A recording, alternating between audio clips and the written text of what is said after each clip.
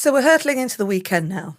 Friday, here we are. Hello, end of the week. And today I'm going to just check in with you about something. I want you, and I'm going to do the same, to just check your boundaries.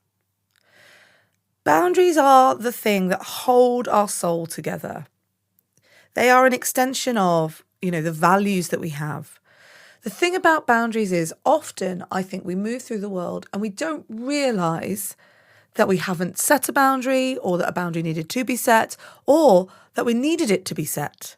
So for us, we didn't know we needed it to be set. And life is about learning your boundaries so that you can protect your soul.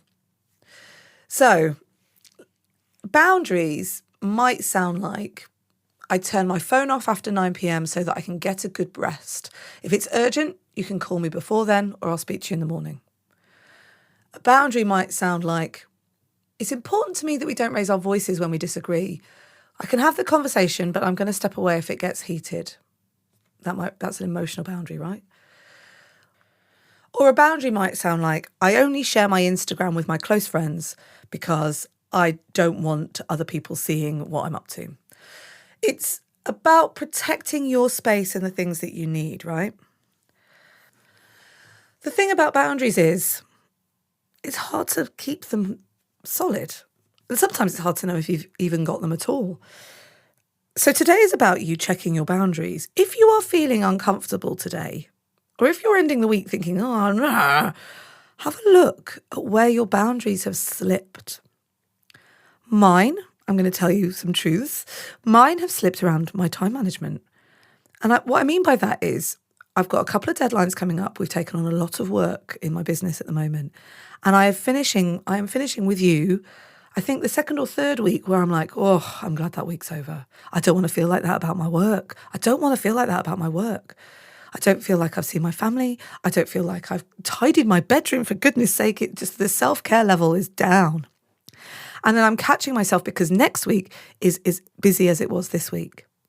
And what that means is I just feel burnt out. I don't feel like I'm doing great work. I've waxed lyrical about the mistake I made last week. It's all tied together, right? So the way that I can describe it is, when you have like a storage cupboard, I'm sure you've got a storage cupboard in your house. It's the cupboard that you shut the door on because it's so messy in there. You're like, it doesn't matter, I'll just put it in there. And then every now and then you have a big storage cupboard clear out and you're like, I've labelled everything. Look at everything in its nice boxes. I can get to everything. But over time, things just get shoved in that cupboard, right? And the next thing you know, you can't find something, but you think it's in the cupboard. Maybe it's not in the cupboard. You go and buy another one because you think, I can't find it, or we don't have one. And it was in the cupboard all along. And in the back of your mind, all you have to do is clear out that storage cupboard and everything would be fine again. That is boundary upkeep. And so today, if your boundaries have slipped so you have that very proverbial overflowing storage cupboard that feels deeply out of control, today is the day I want you to address it. I'm starting by recognising what it is that I want, redrawing the boundary, and doing the things that mean that I can uphold that boundary. So for me, that's largely actually letting go of what people are going to think when I say we're at capacity. For some reason, I think that's a bad thing. I hate not being able to help. I can't serve you feels so alien to me. But it's important that I maintain that boundary so that I can then help, because I'm no good for anyone. It's that paradox, isn't it? I'm no good to anyone if I'm working so hard and so fast that I'm not actually helping anyone in the process.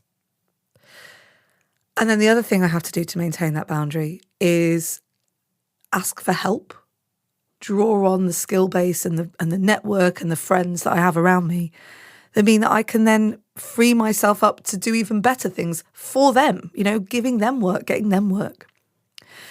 So this has been a really powerful thing for me this week, and I wanted to share it with you.